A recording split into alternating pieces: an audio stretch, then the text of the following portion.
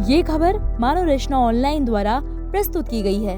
कल तो जनाब डॉक्टर फारूक अब्दुल्ला साहब ने तफसीलन इस मामले में आपसे बात की। इसकी हम पुरजोर मजम्मत करते हैं और ऐसे हमले नहीं होने चाहिए। इससे पहले भी अमृतसर में एक हमला हुआ था, उसके बाद कहा था कि इनकी सिक्योरिटी का ख़ास ख्याल रखा जाएगा।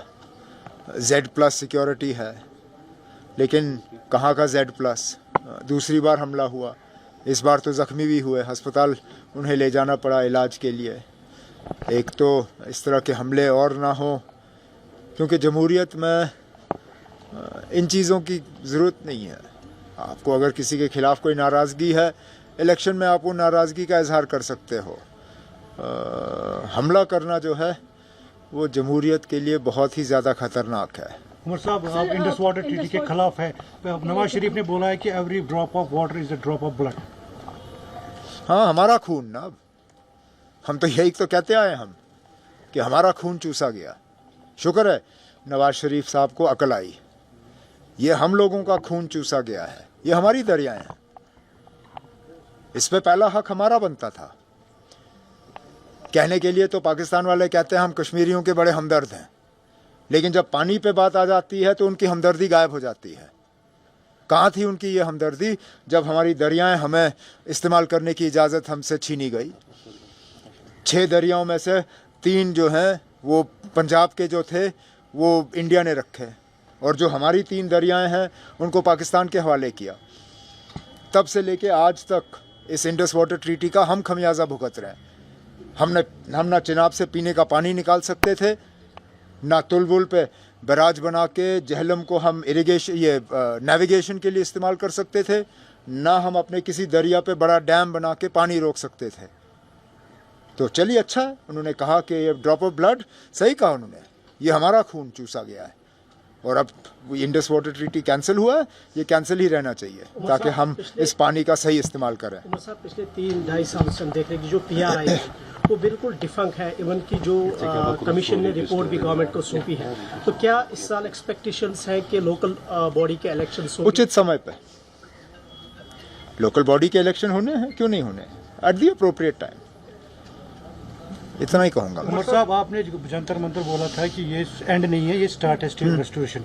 रिपोर्ट्स आ रही है कि नेशनल कॉन्फ्रेंस बोल रही है कि लॉन्ग मार्च होना चाहिए Srinagar to Leh for restoration. मैं ले जाके क्या करूँगा? Jantar Mantar, Srinagar to Jantar Mantar, long march. अच्छा, कौन आप कर रहे हो? सुनने में आया NCC प्लान कर रही है। अच्छा, कर रहे होंगे। उन्होंने अपने प्लान मेरे साथ शेयर नहीं किए, शेयर करने दीजिए। Obviously we're not going to discuss it with you first. We will discuss it amongst ourselves. There are many options. Now, apparently I hear my party is planning a long march. अगर वो अच्छी बात नहीं, it's not a wrong thing. अच्छी बात है। The country needs to remember that we were promised. And it wasn't a normal promise.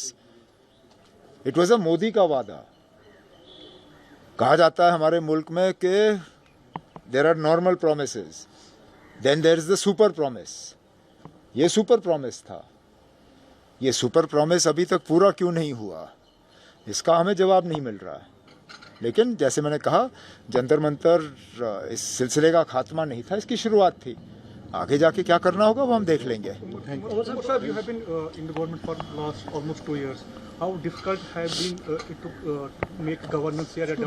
अब ये तो लंबी कहानी है ना। आपके पास इतना वक्त नहीं है कि मैं अपनी दुख भरी दास्तां आपको सुनाऊं। अब जैसा है वैसा है, हम कर रहे हैं जितना हमसे हो सकता है ना।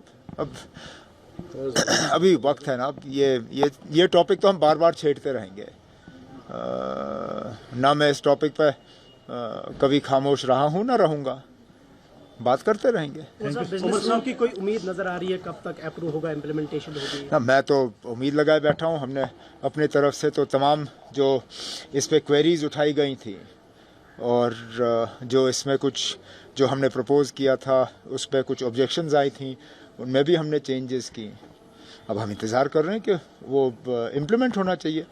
हमने अपने तरफ से तमाम फ्लेक्सिबिलिटी दिखाई, यहाँ तक कि इनफॉर्मली हमने उसको शेयर भी किया। अब कुछ दिनों के बाद दिल्ली जाके ऑनरेबल होम मिनिस्टर साहब से मुझे मुख्तलिफ चीज़ों पे बात करनी है, इस पे भी बात कर लूँगा। आप सिर्फ बिजनेस रूल्स के हवाले से हमारे रिजर्वेशन की बात करें, जो रिजर्वेशन पे कुछ सवाल उठाए गए थे उनका कैबिनेट ने जवाब भी दिया। जवाब हमारे कायदे के तहत ऑनरेबल एलजी साहब को भेजा गया।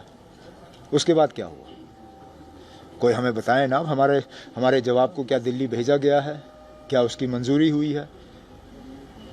क्योंकि कहीं ऐसा ना हो कि जेनजी वाला सिलसिला यहाँ पे भी शुरू हो और उसके लिए फिर हम कसूरवार नहीं होंगे। हमने अपना काम कर लिया, हमने जवाब दिया, हमने जस्टिफाई किया कि रिजर्वेशन में जो तब्दीली लानी है उसको किस तरह जस्टिफाई कर रहे हैं हम। लेकिन ये लोग अब हमारे कैबिनेट के फैसलों को इस तरह दबा के रखें, अच्छी बात नहीं है। सर, कश्मीरी पंडित को जो थ्रेट मिला है उसके बारे में बिकॉज़ हम तो अब बार बार सुनते आ रहे हैं कि मिलिटेंसी का खात्मा हुआ है, अब कोई रहा नहीं। लेकिन फिर ये थ्रेट कहाँ से? और जो सिक्योरिटी अरेंजमेंट्स के लिए ज़िम्मेदार हैं उन्हें ये थ्रेट्स लाइटली नहीं लेने चाहिए। 1-2 साल पहले आपको याद होगा टारगेटेड किलिंग्स हुई, पर्टिकुलरली अगेंस्ट माइनॉरिटी कम्युनिटी।